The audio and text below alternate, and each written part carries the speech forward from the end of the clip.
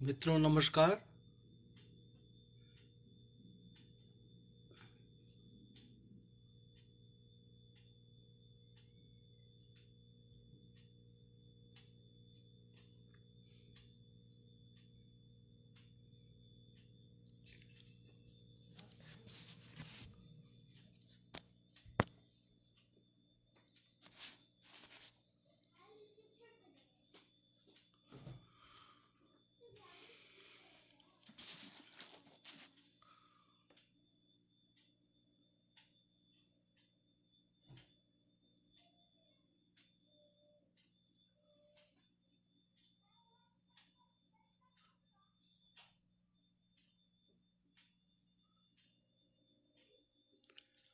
क्या कुछ साथी जुड़ गए हैं?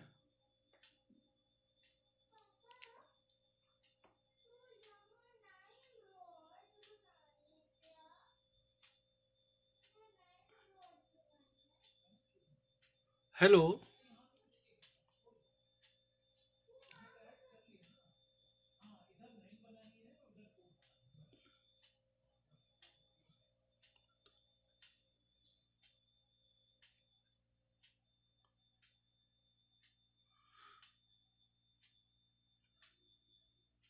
यदि मेरी आवाज़ स्पष्ट है तो मैं शुरू करूं अपना वक्तव्य।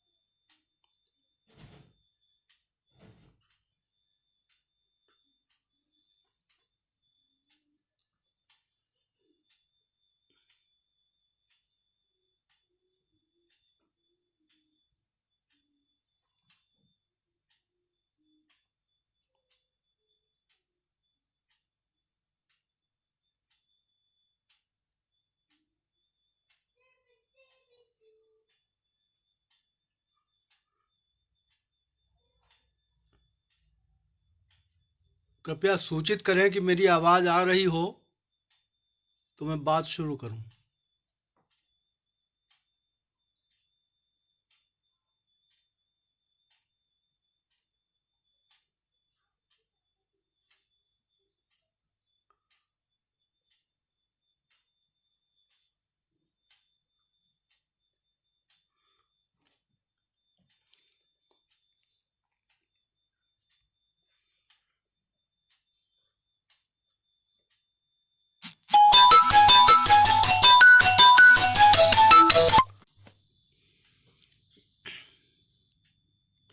मित्रों नमस्कार।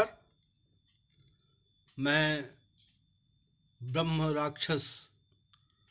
पृष्ठ और वंदना जी का आभारी हूं कि आज उन्होंने डॉक्टर शिवदान सिंह चौहान के व्यक्तित्व और कृतित्व पर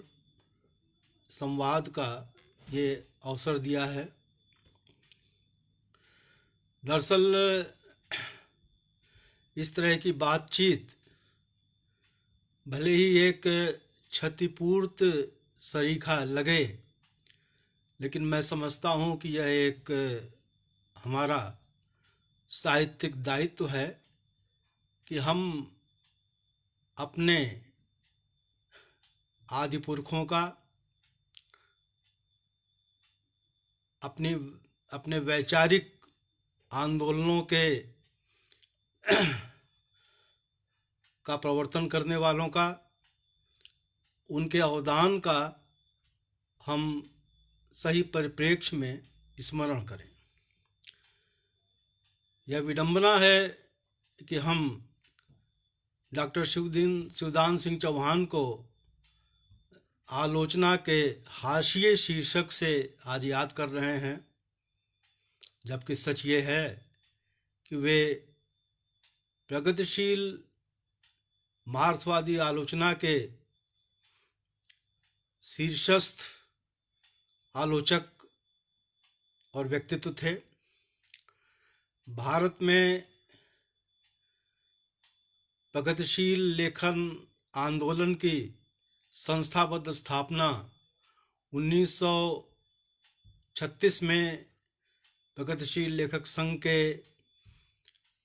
प्रथम सम्मेलन के माध्यम से लखनऊ में हुई थी और उस संस्थाबद्ध स्थापना के साथ ही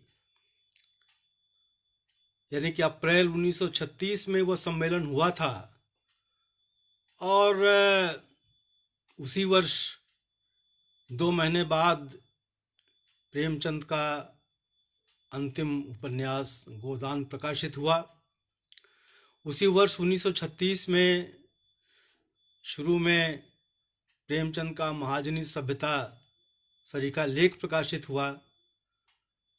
और ये महज संयोग नहीं है कि 1936 के सितंबर में ही डॉक्टर शिवदान सिंह चौहान ने एक अत्यंत महत्वपूर्ण लेख लिखा, भारत में प्रगतिशील साहित्य की आवश्यकता। वह लेख सितंबर 1936 में लिखा गया और 1937 के मार्च में विशाल भारत में प्रकाशित हुआ। आज शिवदान सिंह चौहान और हमारे बीच 2 दशकों का अंतराल है, यानी कि वर्ष 2000 में वो हमारे बीच नहीं रहे। आज 2 दशकों बाद हम उनके बारे में बात कर रहे हैं। 1918 का वर्ष यानी उनका शताब्दी वर्ष बीते 2 वर्ष बीत चुके हैं। 1918 उनका जन्म वर्ष था और अगर हम शिवदान सिंह चौहान जी की निर्मित को देखें तो बहुत घटना बाहुल्य और भारत के स्वाधीनता संग्राम के वर्षों का एक हलचल भरा दौर था। संयोग यह था कि उस हलचल भरे दौर में शिवदान सिंह चौहान जी इलाहाबाद शहर में पढ़ने के लिए गए और उस शहर की राजनीतिक गतिविधियां, उस शहर का शैक्षणिक वातावरण, वहाँ का जो साहित्यिक वातावरण था जो बन रहा था, यानी कि वहाँ के वायुमंडल में जो एक प्रगतिशील वातावरण था, उस वातावरण में सांस लेते हुए यह एक सुखद स्थिति थी कि बहुत जल्दी ही, यानी कि जब वो बीए के छात्र थे तभी वे डॉक्टर पीसी जोशी यानी कि जो भारतीय कम्युनिस्ट पार्टी के महासचिव थे और जिनको कि एक संस्कृत पुरुष के रूप में भी आज माना जाता है कि वामपंथी सांस्कृतिक आंदोलन के शीर्षस्थ ऐसे सांस्कृतिक व्यक्तित्व थे जिनमें राजनीति और संस्कृत की फांक नहीं थी। दरअसल समूचा दौर ही ऐसा था कि राजनीति और संस्कृत के बीच में एक समन्वय की स्थिति थी। जो शीर्ष राजनीतिक व्यक्तित्व होते थे वे साहित्य में भी उतने ही रचे पके होते थे और जो शीर्ष साहित्यिक व्यक्तित्व होते थे वो अपने समय समाज के राजनीतिक सरोकारों से भी आबद्ध होते थे। तो उन पीसी जोशी के संपर्क में आने के बाद और संयोग यह भी था कि उस इलाहाबाद में Sajjad Zaheer, doctor K M. Ashraf, doctor J D. Ahmad, Hajra Begum, इस तरह के व्यक्तित्व जो कि इंग्लैंड से पढ़ करके आए थे, मार्क्सवाद की दीक्षा लेकर के आए थे और इलाहाबाद में एक राजनीतिक सरगर्मियों में सक्रिय थे, उनके साथ साथ ओम प्रकाश संगल, रमेश सिन्हा और दूसरे साथी थे।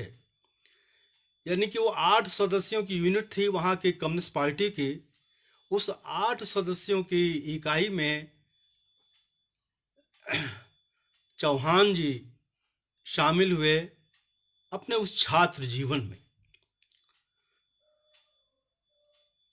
मुझे याद आता है कि फ्रांसीसी क्रांति के यानी फ्रेंच रेवोल्यूशन के दौर में वहाँ के वातावरण को देखते सुनते हुए, वहाँ के वातावरण में रमते हुए वर्ड्सवर्थ ने एक पंक्ति लिखी थी, bliss was it in that dawn to be alive and to be young was heavenly। यानी कि उस प्रातः काल में सांस लेना, जीवित रहना अत्यंत सुखद था और युवा होना तो स्वर्गिक आनंद सरीखा था।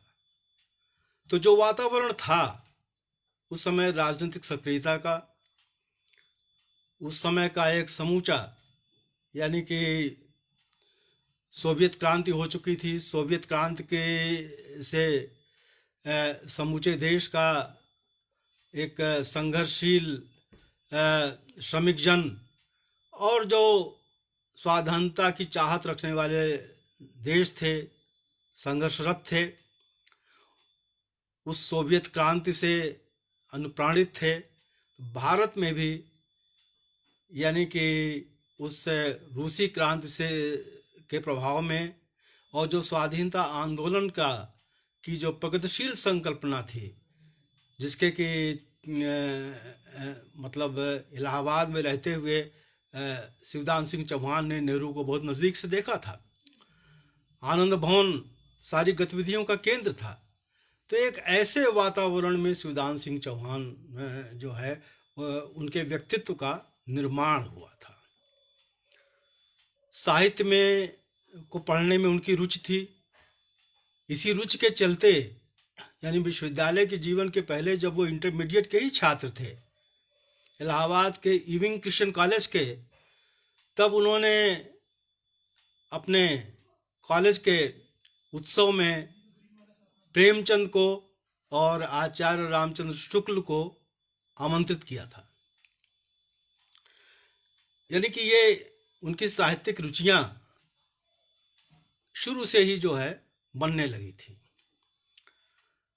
अप्रैल 1936 में प्रगतिशील लेखक संघ का सम्मेलन हुआ लखनऊ में। उस सम्मेलन में शिवदान सिंह चौहान जी शामिल तो नहीं हो पाए थे क्योंकि उनकी परीक्षाएं थी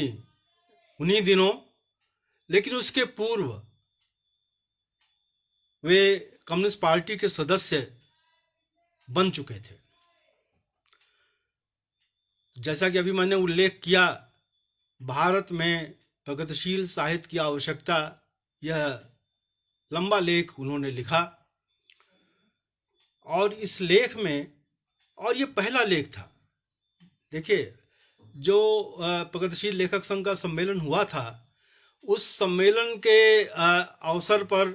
कई लेख पढ़े गए थे, अंग्रेजी में पढ़े गए थे, उर्दू में पढ़े गए थे। अत्यंत महत्वपूर्ण लेख थे जो बाद में संग्रहित होकर के उपलब्ध भी हैं, प्रकाशित भी हैं, लेकिन हिंदी में मूलतः लिखा हुआ कोई महत्वपूर्ण लेख उस सम्मेलन का भी उपलब्ध नहीं है। तो यह पहला लेख था जो उसी वर्ष लिखा गया। और इस लेख में यानी कि एक जिस देश में स्वाधीनता आंदोलन चल रहा हो, उस स्वाधीनता आंदोलन के दौरान एक ऐसी जनता जो पराधीन हो, जो स्वतंत्रता के लिए संघर्षरत हो, एक ऐसे देश के लिए किस तरह के साहित्य की आवश्यकता होती है और उसके समक्ष क्या चुनौतियां होती हैं, यह उस लेख का विषय था, जिसमें कि साहित्य का अतीत, साहित्य का विगत, वो चाहे भक्ति काल हो, रीति काल हो, या उसके बाद का दौर हो, समसामयिक दौर हो, उस सारे दौर की पड़ताल की गई थी। ध्यान में रखने की बात यह है कि वो लेख सितंबर 1936 में लिखा गया था, और उस समय तक प्रेमचंद का गोदान छप तो गया था, लेकिन जो है बहुत उसका वितरण नहीं हो पाया था। तो उस लेख से लगता है, उस लेख को पढ़ने से, कि शिवदान सिंह चौहान जी ने की नज़रों से तब तक गोदान तो नहीं गुजरा था, लेकिन प्रेमचंद की अन्य रचनाएं उन्होंने पढ़ी थी और उसकी उन्होंने चर्चा भी की है। और उसी दौर में जो एक छायावाद का आंदोलन चल रहा था साहित्य में, उस छायावाद के आंदोलन पर भी उनकी टिप्पणी है। और उनमें जो छायावाद पर जो उन्होंने टिप्पणी की, जो उसमें 1.5 पंक्तियां हैं छायावाद के बारे में, वो बाद में बहुत ही बहस, और जिसे कहा जाए कि उसे एक लाठी की तरह इस्तेमाल किया गया शिवदान सिंह चौहान पर प्रहार के लिए। मतलब वो लेख लंबा लेख था, उस लंबे लेख में समूचा मूल्यांकन किया गया था साहित्य का, और उस मूल्यांकन के साथ छायावाद के संदर्भ में ये पंक्ति थी कि इस छायावाद की धारा ने हिंदी के साहित्य को जितना धक्का पहुंचाया, उतना शायद ही हिंदू महासभा या मुस्लिम लीग ने भारत को पहुंचाया हो। अब यह पंक्ति अगर अलग से पढ़ी जाए तो इसके ध्वन्यार्थ भिन्न होते हैं, लेकिन अगर समूचा परिप्रेक्ष्य देखा जाए तो उस समूचे परिप्रेक्ष्य में, यानी कि शिवदान सिंह चौहान के समक्ष चुनौतियां क्या थी? वो चुनौतियां थी जो एक अतीतगामी वृत्ति थी, उससे संघर्ष की, और जो समसामयिक यथार्थ था, जो समसामयिक चुनौतियां थी, भारतीय समाज की स्थिति थी, उससे पलायन का, और इसके साथ ही साथ जिन चीज़ों को राष्ट्रवादी रूप में प्रस्तुत किया जाता था, उसका भी क्रिटिक उस लेख में उन्होंने किया। जैसे कि मैथिली शरण गुप्त की भारत भारती प्रकाशित हो चुकी थी, भारत भारती को लेकर के उन्होंने उसमें टिप्पणी की, और उन्होंने कहा कि जिस कविता को राष्ट्रवादी कविता के रूप में पेश किया जा रहा है, वो कविता कितनी अतीतोन्मुखी थी, वो न साम्राज्यवाद विरोधी है और न वो दलितों की पक्षधर है। ये दो चीज़ों को, यानी कि एक तरफ साम्राज्यवाद की बात उन्होंने की, दूसरी तरफ दलितों की बात की उन्होंने, और उन्होंने वो पंक्तियां भी उद्धृत की भारत भारती की, कि जिसमें कि एक यवनों के खिलाफ, यानी मुस्लिमों के खिलाफ था, और अंग्रेज़ों के विरुद्ध एक भी पंक्ति उसमें नहीं थी। तो इस बात को उन्होंने रेखांकित किया कि भारत भारती की सारी जो चेतना है, भारत भारती की जो सारी चिंता है, वो चिंता जो है यवनों के गुलामी से त्रस्त भारत की चिंता, और उससे मुक्ति करके एक अतीत का एक स्वर्णिम भारत बनाने की चिंता है। और यह सारी चीज़ें उन्होंने उसमें किया। यह साम्राज्यवाद विरोधी कृति नहीं है, इस आधार पर उन्होंने उसकी आलोचना की थी। लेकिन शिवदान सिंह चौहान की इस आलोचना को, यानी कि जैसा कि मैंने कहा कि उन्हीं के ऊपर प्रहार के लिए एक अस्त्र के रूप में इस्तेमाल किया गया, तो मैथिली शरण गुप्त की जो इस कविता को, जब भारत भारती को जिस संदर्भ में उन्होंने उद्धृत किया, उस संदर्भ से च्युत करके इन पर आरोप लगाया गया चौहान जी पे कि वो इनकी दृष्टि में समूचा राष्ट्रवाद, समूची राष्ट्रवादी कविता ही मतलब त्याज्य है। तात्पर्य कहने का ये, और आज अगर उस लेख को पढ़ा जाए, लगभग 20 पृष्ठों का छपे हुए पृष्ठों में लेख है, तो मैं समझता हूँ वो लेख अत्यंत महत्वपूर्ण है।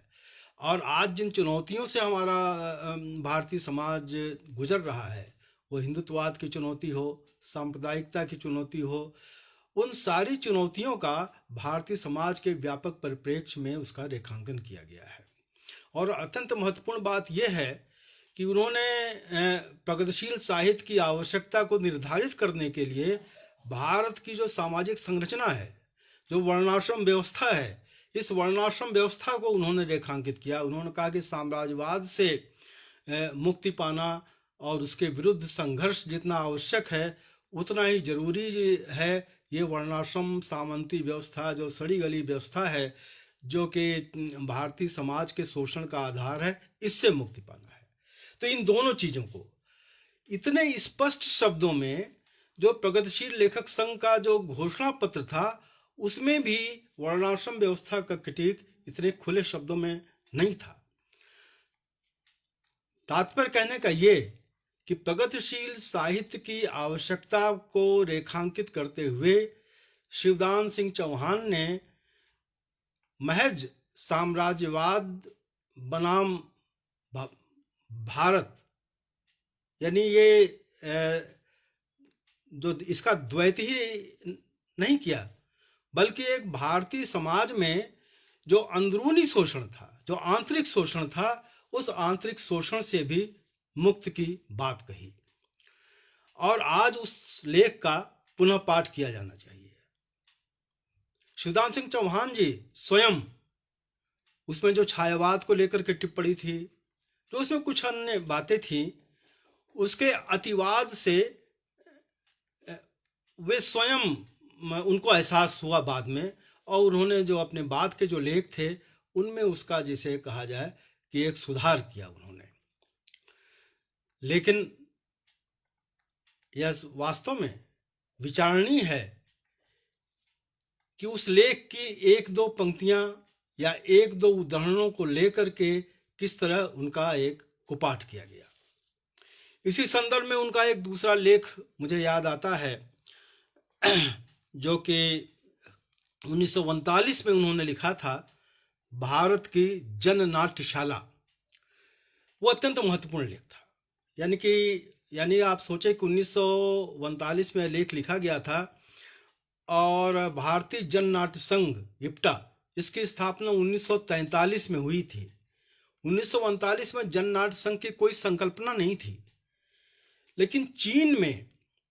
जिस तरह से जननाट्य मंडलियां थीं, जिस तरह से गांव-गांव में जो है किसानों और वहाँ का जो एक जनता थी, उसकी समस्याओं को, उसके दैनंदिन जीवन को ध्यान में रख करके जो नाटक किए जाते थे, उस मॉडल को ध्यान में रख करके उन्होंने एक लंबा लेख लिखा, जननाट्यशाला। और वो लेख हंस में प्रकाशित हुआ, और जाहिर है कि पीसी जोशी हंस पढ़ते थे, और कहीं बाद में किसी साक्षात्कार में शिवदान सिंह चौहान जी ने कहा भी है कि संभवतः मेरा वो लेख और उसमें लिखी हुई जो संकेत थे, वो उन संकेतों को ग्रहण करके ही पीसी जोशी के ध्यान में जो है भारतीय जननाट्य संघ यानी इप्टा की स्थापना का ख्याल आया हो। यद्यपि चौहान जी ने इप्टा को लेकर के न संस्मरण लिखे, न उसका इतिहास, या न इस तरह की कोई चीज़ नहीं लिखी, लेकिन वो लेख अत्यंत महत्वपूर्ण है। तात्पर्य कहने का ये कि एक समग्र सांस्कृतिक चिंताएं हैं, लेकिन ध्यान देने की बात यह है कि उस समय उनकी उम्र क्या थी। यानी कि बीए के छात्र थे, 19, 20, 21 वर्ष की उम्र में ये दोनों लेख लिखे गए। यानी कि इतनी प्रारंभिक अवस्था में, इतने शुरुआती दौर में एक जिसे कहा जाए कि एक व्यापक चिंताओं के साथ जो है उन्होंने ये लेखन किया। इसी जिन दो लेखों की हमने चर्चा की, इन दो लेखों के बीच यानी 1936 में भारत में प्रगतिशील लेखन की आवश्यकता और दूसरा भारत की जननाट्यशाला, इन दोनों के बीच में एक उनकी पुस्तक आई, वो पुस्तक थी रक्त रंजित स्पेन। यहाँ स्पेन का संदर्भ ये है कि स्पेन में फ्रैंको की तानाशाही के खिलाफ जो एक स्पेन में जनतंत्र को बचाने का जो संघर्ष था, उसके मोर्चे पर समूची दुनिया के लेखक वहाँ पर एकत्रित हुए थे। कई लेखकों ने शहादत भी दी थी। तो वो समूचा जो वो परिदृश्य था, जिसमें बौद्धिकों की, लेखकों की हिस्सेदारी थी, उस समूचे परिदृश्य को ध्यान में रखते हुए शिवदान सिंह चौहान जी ने रक्त रंजित स्पेन लिखा था। और महत्वपूर्ण यह भी है कि इस पुस्तक की भूमिका जो है पंडित जवाहरलाल नेहरू ने लिखी थी। यानी आप देखें कि वह दौर, एक युवा लेखक ने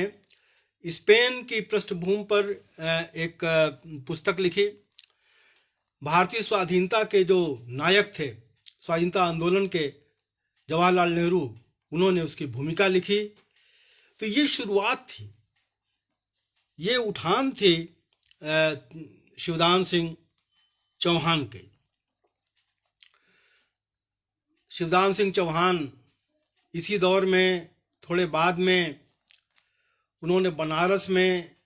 हंस का संपादन किया। और हंस के संपादन के साथ साथ, यानी कि एक लेखक और एक राजनीतिकर्मी, एक सार्वजनिक बुद्धिजीवी, जन बुद्धिजीवी, पॉलिटिकल एक्टिविस्ट और एक लेखक, इन तीनों भूमिकाओं को एक में वो करते हुए और उसका एक जिसके विरल उदाहरण प्रस्तुत करते हुए शिवदान सिंह चौहान बनारस की कम्युनिस्ट पार्टी के सचिव भी थे और उसी दौरान जो है हंस का संपादन भी कर रहे थे। और उसी के बाद, थोड़े बाद 1942 में जब भारत छोड़ो आंदोलन शुरू हुआ 9 अगस्त 1942 को, तो कम्युनिस्ट पार्टी की उस समय जो लाइन थी, कम्युनिस्ट पार्टी की जो दिशा थी, वो यह थी कि इस समय जो है, क्योंकि सोवियत संघ पर जर्मन ने हमला किया हुआ है, इसलिए उस युद्ध को जो है जन युद्ध की संज्ञा दी गई। और कम्युनिस्ट पार्टी ने एक, जिसे कहा जाए कि नाजीवाद के विरुद्ध और एक फांसीवाद के विरुद्ध एक वैश्विक लड़ाई की भागीदार होती हुई, उस समय उसने ये उचित नहीं समझा कि भारत में स्वाधीनता आंदोलन तेज किया जाए और ब्रिटेन के खिलाफ भी युद्ध छेड़ा जाए, क्योंकि ब्रिटेन उस समय उन ताकतों के साथ था जो कि नाजी जर्मनी के विरुद्ध थे। तो ये कम्युनिस्ट पार्टी की लाइन थी। और इसके तहत जब भारत छोड़ो आंदोलन छिड़ा, तो अंग्रेजों ने एक दमन चक्र चलाया और अंग्रेजों ने उस दमन चक्र में बनारस में भी बहुत से राजनीतिक कार्यकर्ताओं की गिरफ्तारी की। शिवदान सिंह चौहान कम्युनिस्ट पार्टी के सचिव थे और उस रूप में उन्होंने फिर एक पर्चा प्रकाशित किया और जो दमनकारी भूमिका थी अंग्रेज सरकार की, उस दमनकारी भूमिका का विरोध किया और नतीजतन शिवदान सिंह चौहान जी को भी गिरफ्तार कर लिया गया, वो जेल में डाल दिए गए। शिवदान सिंह चौहान कहीं भी, यानी कि जो कम्युनिस्ट पार्टी की जो लाइन थी, उस लाइन के विरुद्ध नहीं थे, लेकिन जो ब्रिटिश साम्राज्यवादी सरकार का जो एक दमनकारी रवैया था, उस दमनकारी रवैये के विरुद्ध उन्होंने एक लेखक होने के कारण, एक बौद्धिक होने के कारण और एक जो है साम्राज्यवाद के विरुद्ध जो है एक की दमनकारी प्रवृत्तियों के विरुद्ध जो है एक संघर्ष चेता होने के कारण उन्होंने एक पर्चा प्रकाशित किया। लेकिन साहित्य के मोर्चे पर जो विरोधी थे शिवदान सिंह चौहान के, उन्होंने इस बात को प्रचारित किया कि शिवदान सिंह चौहान व्यक्तिवादी हैं, शिवदान सिंह चौहान पार्टी अनुशासन के विरोधी हैं। और बाद के अपने साक्षात्कारों में और अपने और तरह के लेखन में उन्होंने ये स्पष्ट किया कि इस तरह का जो उनके विरुद्ध एक अभियान चलाया गया, उस अभियान में जो साहित्यिक लोग शामिल थे उनमें डॉक्टर रामविलास शर्मा भी थे। तात्पर्य कहने का ये कि हम इन दिनों शिवदान सिंह चौहान जी को लेकर के जिस उपेक्षा की बात करते हैं, वो उपेक्षा न हो करके मैं समझता हूं कि वे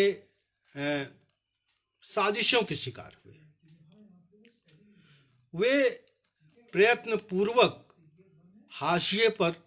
ढकेले गए। यानी 1942 के आंदोलन में गिरफ्तार हुए, एक वर्ष के बाद जब वो छूट करके आए और उसके बाद फिर एक थोड़े समय के बाद कम्युनिस्ट पार्टी का नेतृत्व भी बदला, पीसी जोशी भी हाशिए पर गए। ये सब बातें इसलिए समझने की जरूरत इसलिए है कि हम शिवदान सिंह चौहान के आलोचनात्मक संघर्ष को, उनकी जो आलोचनात्मक चिंताएं थी, हम तब तक नहीं समझ सकते जब तक हम इस राजनीतिक पृष्ठभूमि को न समझें। तो उसके बाद कम्युनिस्ट पार्टी में जो बीटी रणदिवे का दौर आया, जिसको कि एक संकीर्णतावाद के, वामपंथी संकीर्णतावाद के रूप में भी जाना गया, और जिस दौर में डॉक्टर रामविलास शर्मा प्रगतिशील लेखक संघ के महासचिव थे, तो उस वामपंथी संकीर्णता के वाद के दौर में डॉक्टर रामविलास शर्मा ने जो एक समूचे यानी जो प्रगतिशील आंदोलन के जो बड़े बड़े स्तंभ थे, चाहे राहुल सांकृत्यान हो, रांगे राघव हो, अमृत राय हो, या और शिवदान सिंह चौहान हो, इन सब के विरुद्ध उन्होंने एक अभियान सरीखा चलाया, यशपाल हो, और सबको जो है मार्क्सवाद विरोधी और जन संघर्षों का विरोधी, इस तरह के बहुत से विशेषण लगा करके उनके विरुद्ध उन्होंने लिखा और एक तरीके से फतवे जारी किए कि ये सारे लोग जो हैं एक वामपंथ विरोधी और मार्क्सवाद विरोधी हैं। और शिवदान सिंह चौहान भी उसी के शिकार हुए। शिवदान सिंह चौहान जो हैं, उस दौर में जो उनका लेखन था, उसमें लगातार उन्होंने इस बात को एक सोवियत संघ में, यानी कि जो एक स्टालिनवादी ज़्यदनोवादी जो एक साहित्य के मोर्चे पर जो संघर्ष था, उसकी तरफ संकेतित करते हुए कि कई बार ऐसा होता है कि व्यापक लक्ष्यों और आदर्शों की आड़ में कुछ निहित और कुछ संकीर्ण स्वार्थ जो है उस व्यापक मुहिम को अपना आवरण बनाते हैं। ये संकेत उनका था। वो पीसी जोशी का जो है हाशिए पर ढकेला जाना हो, या उस दौर की जो दूसरे जो साहित्यिकों के विरुद्ध इस तरह के जो अभियान हो, इन सारे अभियानों के विरुद्ध वो एक कवच देखते थे, मार्क्सवाद का कवच देखते थे और इसकी तरफ वो संकेतित करते थे। और उसी समय उन्होंने दो चीजें, यानी कि एक कुत्सित समाज शास्त्रीयता, यानी ये पद शिवदान सिंह चौहान की आलोचना में बार बार आता है, कुत्सित समाज शास्त्रीयता और कुत्सित मनोवैज्ञानिकता, दो चीजें, कुत्सित समाजशास्त्र और कुत्सित मनोवैज्ञानिकता। यानी इन दोनों मोर्चों पर, यानी कि शिवदान सिंह चौहान को 3 मोर्चों पर संघर्ष करना पड़ता था। एक जो कुत्सित समाजशास्त्री प्रवृत्ति थी, और दूसरी जो एक कुत्सित मनोवैज्ञानिकता थी, दूसरा जो है प्रगतिशील लेखक संघ के आंतरिक मोर्चे पर भी। तो ये 3 मोर्चों पर वो संघर्षरत थे और लगातार जो है अपना लेखन कर रहे थे। इसी के तहत उन्होंने साहित्य की परख नाम से एक लेख लिखा था, जो कि दिल्ली आकाशवाणी के पर पढ़ा गया था, और उसको भी लेकर के बहुत विवाद हुआ, और डॉक्टर रामविलास शर्मा ने उसके जवाब में साहित्य की समसामयिकता शीर्षक लेख लिखा। शिवदान सिंह चौहान इन सारे अपने लेखन के साथ, सक्रिय राजनीतिक कर्म के साथ, वे जो उस समय की जो चुनौतियां थी, उसमें भी सक्रिय भागीदारी करते थे। और इसी का नतीजा था कि जिस वर्ष देश आज़ाद हुआ यानी 1947 में,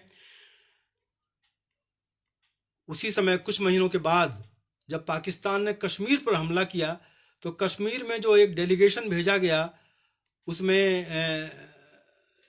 शिवदान सिंह चौहान भी नेतृत्वकारी भूमिका में थे, जिसमें ख्वाजा अहमद अब्बास थे, कुछ दूसरे लेखक थे। करीब 20 लेखकों का एक जो है प्रतिनिधिमंडल भेजा गया कश्मीर में।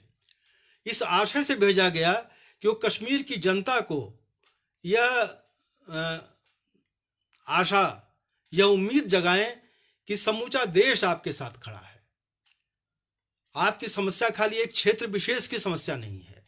यानी कि साहित्य संस्कृति के मोर्चे को और साहित्य संस्कृति को एक व्यापक राष्ट्रीय एक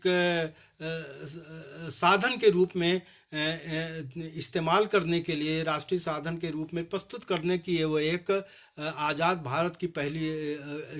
पहलकदमी थी, जिसमें शिवदान सिंह चौहान जी ने हिस्सा लिया और वहाँ पर गए। कुछ महीनों डेलीगेशन रहा, वहाँ के दूर दराज के इलाकों में जाकर के, लोगों के बीच में जाकर के नाट्य मंडलियों के जरिए, अपनी कहानियों के जरिए, अपने संदेशों के जरिए, अपने छोटे छोटे वक्तव्यों के जरिए वहाँ की जनता को उन्होंने आश्वस्त किया। तो डेलीगेशन के अधिकांश सदस्य तो लौट आए, लेकिन शिवदान सिंह चौहान और उनकी पत्नी साथ में विजय चौहान, वे दोनों वहीं रहे और उन्होंने 2.5-3 साल रह करके वहाँ के समूची संस्कृति का, उनके साहित्य का अध्ययन किया और उन्होंने उस पर भी एक पुस्तक लिखी। तात्पर्य कहने का ये कि जो जोखिम के इलाके थे, जो जोखिम का समय था, उस जोखिम के समय पर शिवदान सिंह चौहान जी साहित्य के मोर्चे पर भी और राजनीति के मोर्चे पर भी हमेशा आगे आगे थे। वहां से लौटने के बाद, यानी कि जो 50 से 60 का दौर है, 50 से 60 का दौर यानी 60 का दशक जो है, वो कई तरह से शिवदान सिंह चौहान का एक बहुत सक्रियता भरा दौर था। और उसमें जो एक महत्वपूर्ण काम जो हुआ वो आलोचना पत्रिका का प्रकाशन। यानी कि ये वास्तव में एक जानने योग्य बात है कि जिस आलोचना को एक प्रगतिशील साहित्य पत्रिका, प्रगतिशील आलोचना के पत्रिका के रूप में समूचा हिंदी संसार जानता है, उसके संस्थापक संपादक शिवदान सिंह चौहान जी थे और उन्होंने कुछ अंकों का उसका संपादन किया। लेकिन उन दिनों जो शीत युद्ध की राजनीति चल रही थी, उस शीत युद्ध की राजनीति यानी कि जो है एक जो समाजवादी खेमा था सोवियत संघ के नेतृत्व में, दूसरा जो साम्राज्यवादी खेमा था अमेरिका के नेतृत्व में, तो जो एक जिसे कहा जाए व्यक्ति स्वातंत्र की आड़ में साम्राज्यवाद के पक्ष में जो एक मोर्चा समूचे दुनिया के स्तर पर एक लेखकों का कांग्रेस फॉर कल्चरल फ्रीडम के नेतृत्व में चल रहा था, एक वो, और दूसरी तरफ जो है 9 स्वतंत्र देशों में और समाजवादी देशों में जो समाजवाद को बचाने के लिए, जनतंत्र को बचाने के लिए जो लेखक बुद्धिजीवी जो पक्षधर थे वो थे। और भारत में वो जो है खासकर हिंदी प्रदेश में वो प्रगतिशील लेखक संघ और परिमल के द्वंद्व के रूप में हमारे सामने आया। तो शिवदान सिंह चौहान जी उस संघर्ष में भी और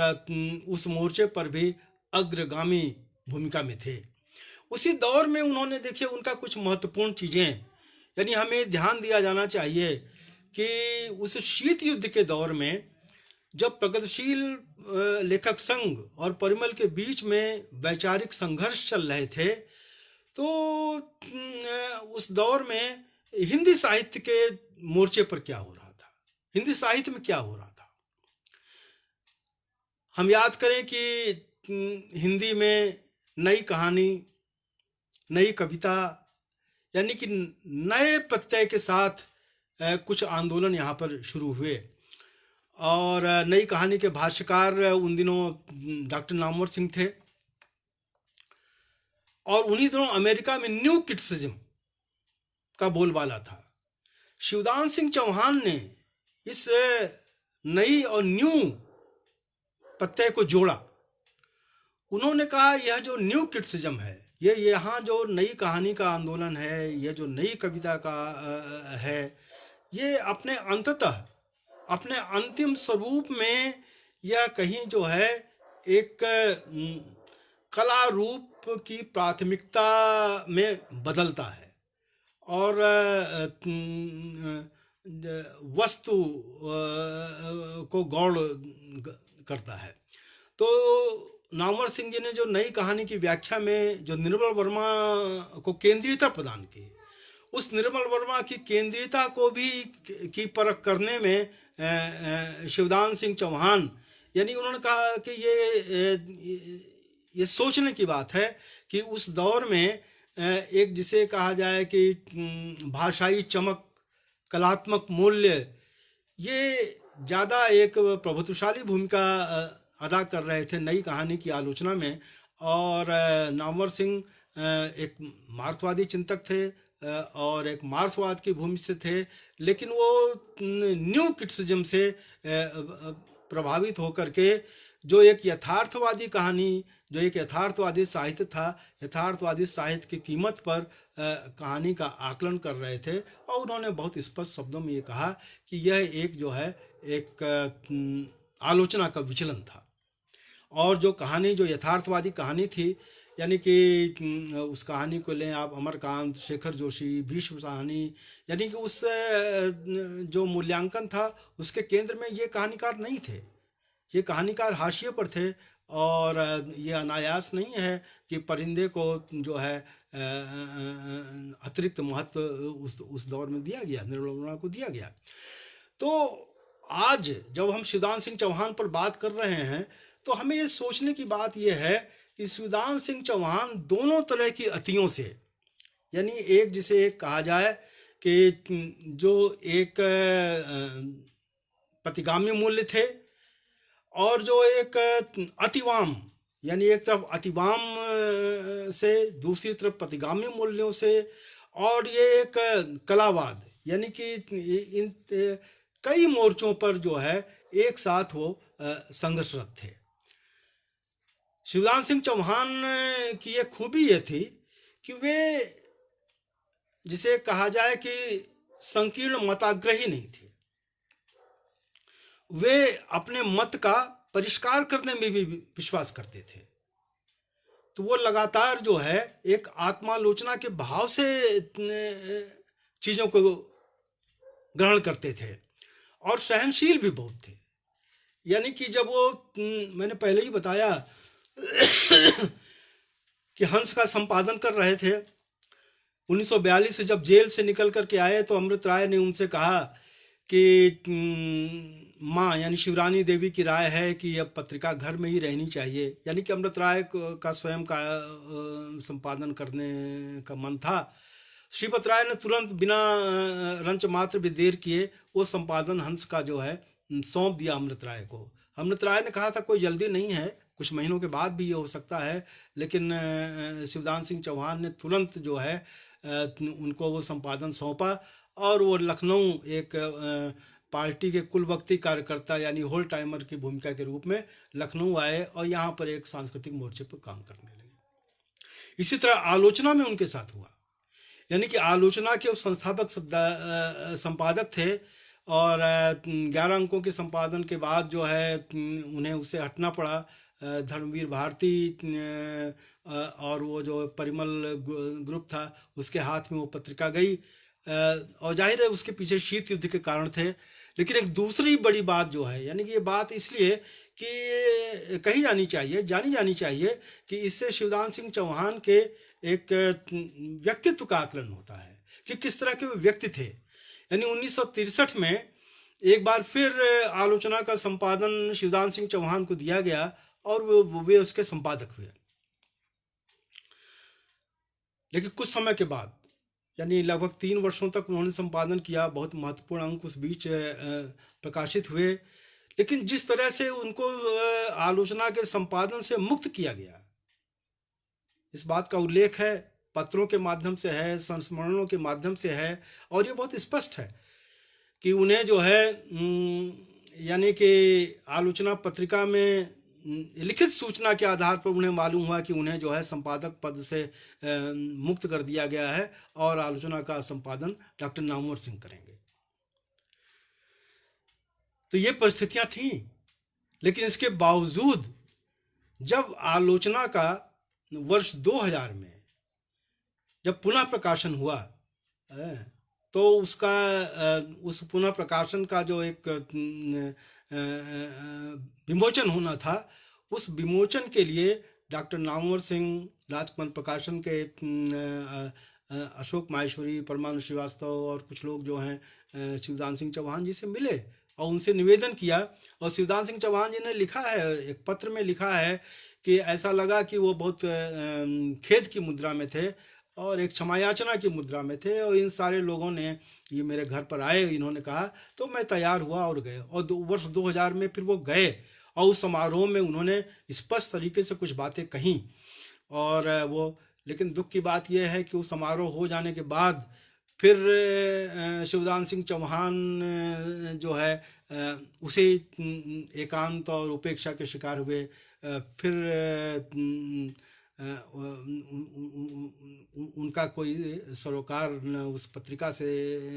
न उन लोगों ने रखा। तो इस बात का उनके अंदर मलाल तो था,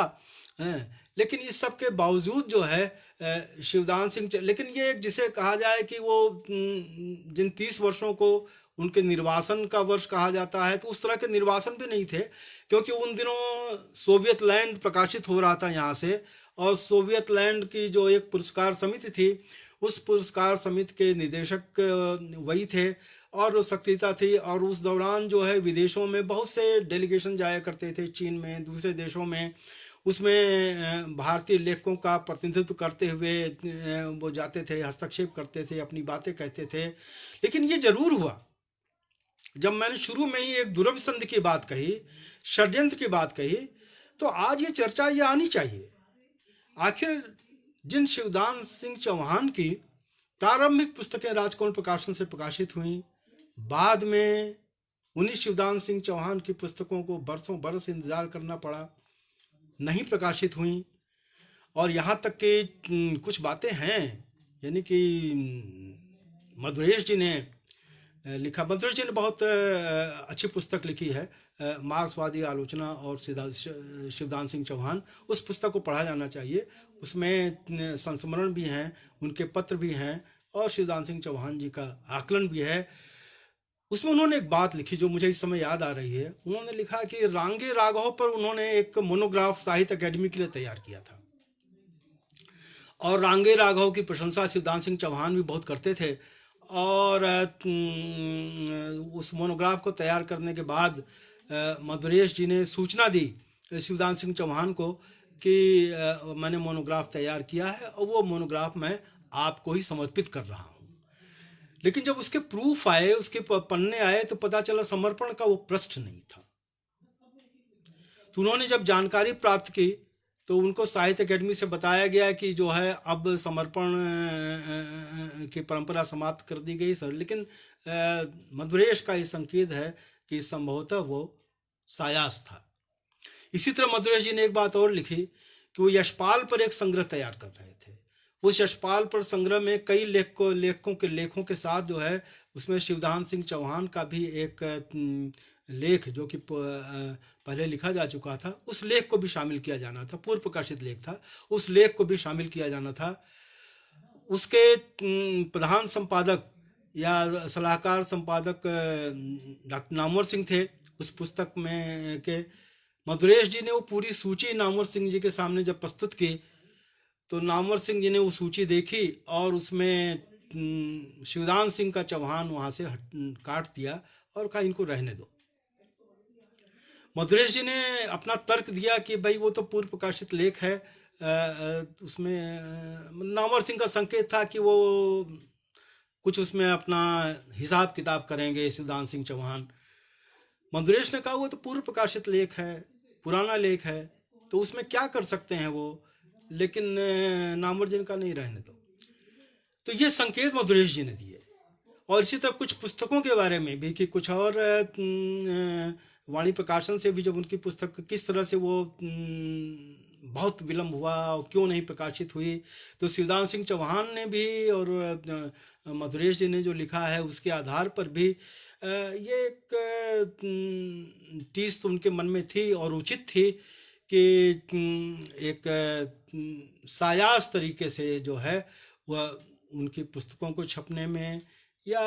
उन पे चर्चा न हो या उनका जो एक दृष्टिकोण था वो सामने ना आए, और इसमें जो बार बार जो एक संकेतों के रूप में और मुखर तौर में जो शिवदान सिंह जी ने डॉक्टर रामबिलास शर्मा को एक पहले दौर में और फिर नामवर सिंह को इसके लिए एक जिम्मेदार ठहराया। दरअसल डॉक्टर रामबिलास शर्मा से जो उनके मतभेद थे वो व्यक्तिगत न होकर के वैचारिक ही थे। कारण ये कि जो उनका जो पहला ही लेख था प्रगतिशील साहित्य की आवश्यकता, उस लेख की जो स्थापनाएं थी, उस लेख की स्थापनाएं और बाद में जो डॉक्टर रामबिलास शर्मा का जो एक चिंतन हुआ, दोनों में 36 का रिश्ता था। यानी कि उस लेख में ही उन्होंने आचार्य रामचंद्र शुक्ल पर संकेत कर दिया था। उस लेख में ही जो है एक जिसे एक कहा जाए कि तुलसीदास और रामचरितमानस इन सब पर उन्होंने संकेत किया था। और बाद में एक प्रश्न के जवाब में शिवदान सिंह चौहान जी ने स्वयं स्वीकार किया कि रामबिलास जी से मेरी जो असहमतियाँ थीं वे वैचारिक असहमतियाँ थीं और सैद्धांतिक असहमतियाँ थीं। उस सैद्धांतिक असहमतियाँ ये थी कि वे जो है भारतेंदु को या भारतेंदु के दौर के जो दूसरे लेखक थे उन लेखकों को जो है एकांगी तरीके से जिस तरह से महिमा मंडन करते थे उससे मेरी असहमत थी। मेरा कहना यह था कि परंपरा का जो मूल्यांकन हो, यानी चौहान जी का की यह धारणा थी कि परंपरा का मूल्यांकन जो है समग्रता में होना चाहिए, अपनी रुचियों के ध्यान में रख करके नहीं होना चाहिए। यानी कि अगर हम तुलसीदास को या आचार्य रामचंद्र शुक्ल को या भारतेंदु को उनकी जो रचना दृष्टि है यदि हम पसंद करते हैं तो हमारा आकलन जो है अपनी पसंदगी के आधार पर नहीं होना चाहिए, एक जिसे कहा जाए कि एक वस्तुपरक ढंग से होना चाहिए। तो उनका यह कहना था कि जब हम परंपरा का मूल्यांकन करते हैं तो परंपरा का मूल्यांकन जो है हम समसामयिक दृष्टि और समसामयिक आवश्यकताओं को ध्यान में रख के करेंगे। परंपरा को हम इस बात की छूट नहीं देंगे कि उस जमाने में, यानी कि वर्णाश्रम व्यवस्था अगर जो है अतीत में कभी जो है उसके तर्क दिए जाएं कि एक कारगर व्यवस्था थी, अपने समय को एक जो है संतुलन करने वाली व्यवस्था थी, समाज के लिए संतुलनकारी थी, इसलिए हम उसके पक्ष में तर्क दें, उनका यह कहना था ये उचित नहीं है। सवाल ये है कि वो परंपरा, चाहे साहित्य की परंपरा हो, चाहे सामाजिक निर्मित की परंपरा हो, वो परंपराएं आज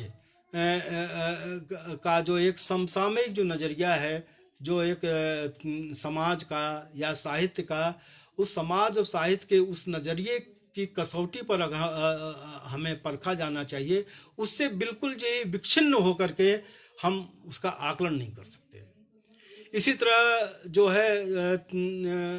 शिवदान सिंह चौहान यानी जो अग्रगामी मूल्य थे उसकी चर्चा करते थे। तो वो लगातार ये जो उनके वैचारिक असहमतियाँ थीं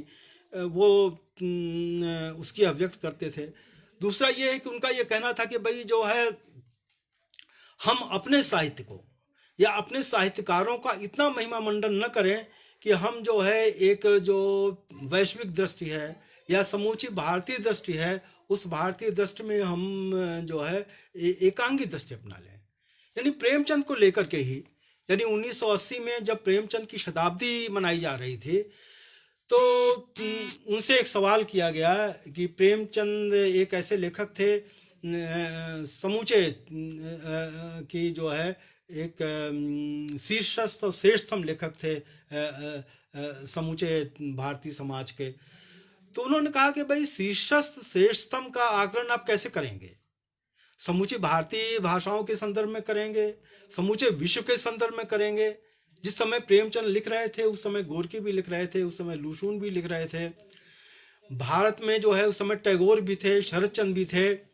तो सवाल यह है कि टैगोर, शरद चंद्र या अगर आप जो है वैश्विक स्तर पर प्रेमचंद को श्रेष्ठतम लेखक करार दे रहे हैं, तो ये सब चीज़ें क्या आपने अपने ध्यान से ओझल कर देंगे? तो उनका कहना यह था कि हम जो है, ये एक तरह का अंध राष्ट्रवाद है कि हमारी भाषा का लेखक, हमारे समाज का लेखक है तो वो श्रेष्ठ है, हम उसको श्रेष्ठ करने के लिए दूसरी भाषाओं के लेखक को कमतर करें, दूसरे देशों को लेखक को कमतर करें। तो उनका कहना था कि एक सम्यक मूल्यांकन किया जाना चाहिए। दूसरा, रामविलास शर्मा से जब मैंने ये कहा कि 36 का रिश्ता है, तो आप देखें, एक उदाहरण के रूप में मैं अपनी बात कहूंगा रेणु को लेकर के। यानी कि डॉक्टर रामविलास शर्मा ने रेणु को प्रेमचंद की परंपरा से ही खारिज किया, मैलांचल को खारिज किया, परती परिकथा को खारिज किया। और ये कुछ क्षेत्रों द्वारा सोचा जाता रहा, और आज भी कुछ लोग की एक मार्क्सवादी कसौटी के अनुसार जो है मैलांचल को स्वीकार किया जाना या नहीं किया जाना चाहिए। शिवदान सिंह चौहान ने तत्काल उन्हीं दिनों लेख लिखा मैलांचल पर और परती परिकथा पर। उन्होंने मैलांचल को एक कालजयी उपन्यास के रूप में एक जिसे निरूपित किया, और उसकी विशेषताएं उन्होंने कहा कि भाई इसको गोदान की लाठी से इसको पीटा नहीं जाना चाहिए। गोदान जहां था, ये यथार्थवाद का चित्रण करने वाली, गोदान के यथार्थ का विकास करने वाली रचना है, और इसकी बहुत सी खूबियों को एक लंबे लेख में उन्होंने लिखा, और उन्होंने रेणु के महत्व को रेखांकित किया। तो सवाल ये है कि जो एक आज के संदर्भ में अगर हम डॉक्टर शिवदान सिंह चौहान को हम कैसे देखें, तो मैं समझता हूँ शिवदान सिंह चौहान को देखने के लिए यह है कि एक साहित्य की जो एक व्यापक दृष्टि होनी चाहिए। देखिए, आज सोवियत संघ भी नहीं रहा, आज स्टालिनवाद भी नहीं रहा, आज जेतनेवाद भी नहीं रहा, लेकिन मार्क्सवादी मूल्य हैं, प्रगतिशील मूल्य है, और मार्क्सवादी चेतना, मार्क्सवादी साहित्य चेतना समूचे विश्व की एक प्रवृत्ति है। उस समूचे विश्व की प्रवृत्ति को ध्यान में रखते हुए आज जो एक मार्क्सवाद की साहित्य की, मार्क्सवादी निकष की जो एक अवधारणा बनी है, उस अवधारणा को हम जो है उसको उसका पुनर्मूल्यांकन करेंगे या नहीं करेंगे, या हम मतलब मार्क्सवाद को एक सैद्धांतिक जड़ता में जड़ करके वहीं सीमित कर देंगे कि अगर डॉक्टर रामविलास शर्मा ने प्रेमचंद की परंपरा से मैलांचल को खारिज किया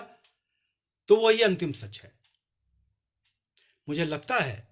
कि शिवदान सिंह चौहान ने अपने समय में, यानी जब वो थे उसी समय में वो रास्ता दिखाया था, लेकिन उनकी रचनाएं जो हैं, उनका जो चिंतन जो है, वो चिंतन जो है बहस बाहर हो गया। काश आज शिवदान सिंह चौहान का वो चिंतन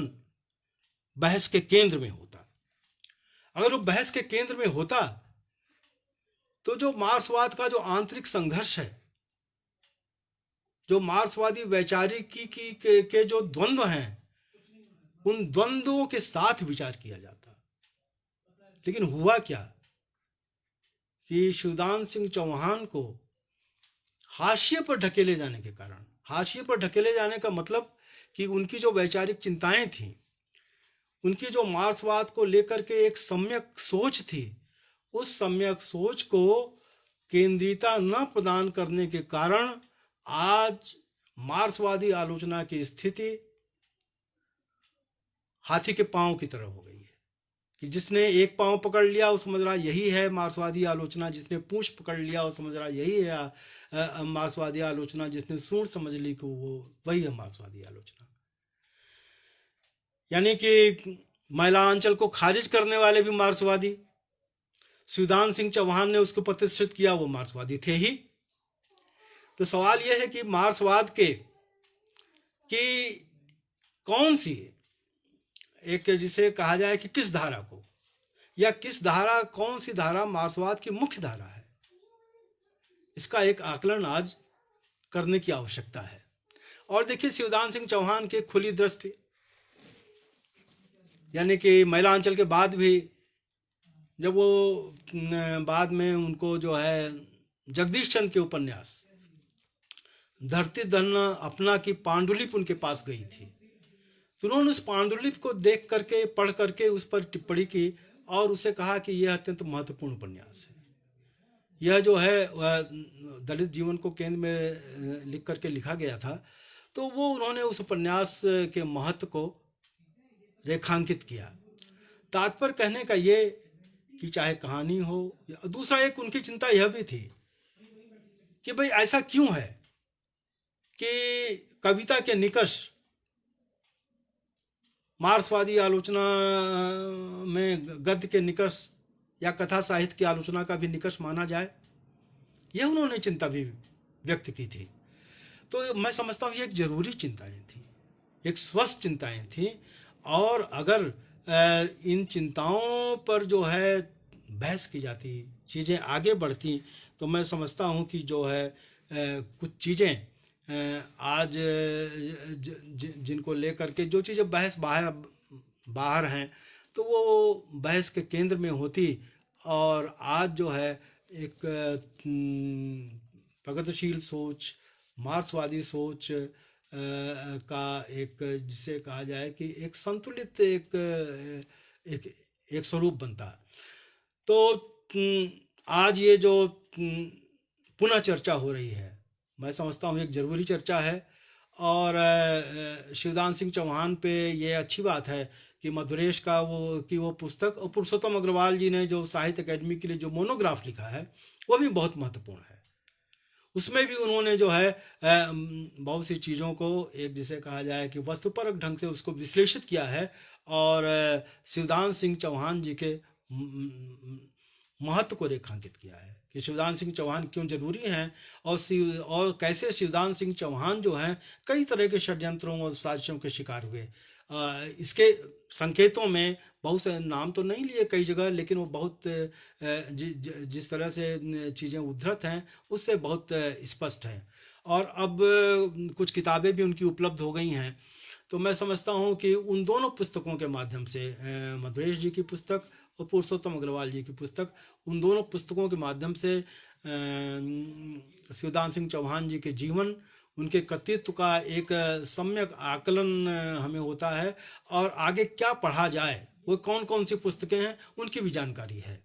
तो मैं समझता हूँ कि यह एक शुरुआत है, एक शिवदान सिंह के बहाने मार्क्सवादी आलोचना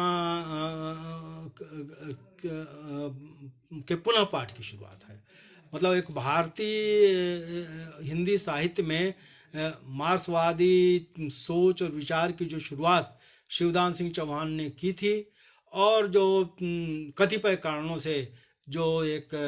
हाशिए की सोच बन गई या जो हमारे सामने नहीं है, उस पर एक चर्चा जो है का एक द्वार आज खुला है। और ब्रह्म राक्षस के इस आयोजन ने ये अवसर प्रदान किया। मैं समझता हूँ कि शिवदान सिंह चौहान पे और भी बातें की जा सकती हैं। उनका दरअसल संघर्ष बहुत था, भाषा को लेकर के भी था, यानी कि वो भाषा को लेकर के वो बहुत थे कि भाई ये जनपदीय भाषाएं, वो एक समूचा, यानी कि देश को खाली ये नहीं कि देश जो है राजनीतिक रूप से आज़ाद हो जाए, राजनीतिक रूप से आज़ाद हो जाए तो सामाजिक आज़ादी का क्या होगा। आज हम 26 नवंबर को बात कर रहे हैं, तो आज का ही दिन वो है 26 नवंबर 1949 का वो दिन जिस दिन भारत की संविधान सभा को संविधान अम्बेडकर जी ने सौंपा था। और सौंपते हुए क्या बात कही थी उन्होंने,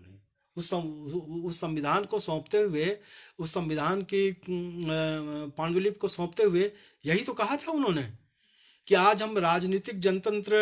में प्रवेश कर रहे हैं, और अगर राजनीतिक जनतंत्र, सामाजिक जनतंत्र और आर्थिक जनतंत्र में न बदला तो ये राजनीतिक जनतंत्र भी खतरे में पड़ जाएगा। तो आज राजनीतिक जनतंत्र तो खतरे में है, लेकिन इस खतरे में जो राजनीतिक जनतंत्र है उसमें साहित्यिकों की क्या भूमिका हो, उसमें लेखकों की क्या भूमिका हो, उसमें जन बुद्धिजीवियों की क्या भूमिका हो, इसका हमें जो है मैं समझता हूँ कि एक संकेत, एक इशारा शिवदान सिंह चौहान जी के जीवन से और उनके कृतित्व से मिलता है। यह भी देखिए एक ध्यान रखने, एक सोचने की बात है कि शिवदान सिंह चौहान जो है एक कम्युनिस्ट पार्टी के राजनीतिक कार्यकर्ता थे, जन बुद्धिजीवी थे, मार्क्सवादी लेखक थे, जेल गए। उन्होंने अपने घर परिवार से अपने आप को विलग किया, अपनी संपत्ति में अपने घर परिवार के उसमें कोई हिस्सेदारी नहीं की। और एक जो बात जो मैं कहना चाहता हूँ वो ये है कि वो जो है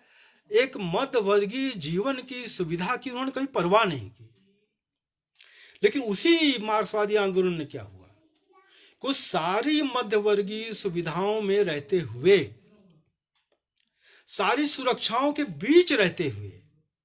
मार्क्सवाद के सोटे को इस तरह फटकारा गया कि उस दौर में जितने भी लोगों ने जोखिम उठाए, चाहे राहुल सांकृत्यान हो, चाहे रांगे राघव हो, अमृत राय हो, और जो यशपाल हो, जो दूसरे लोग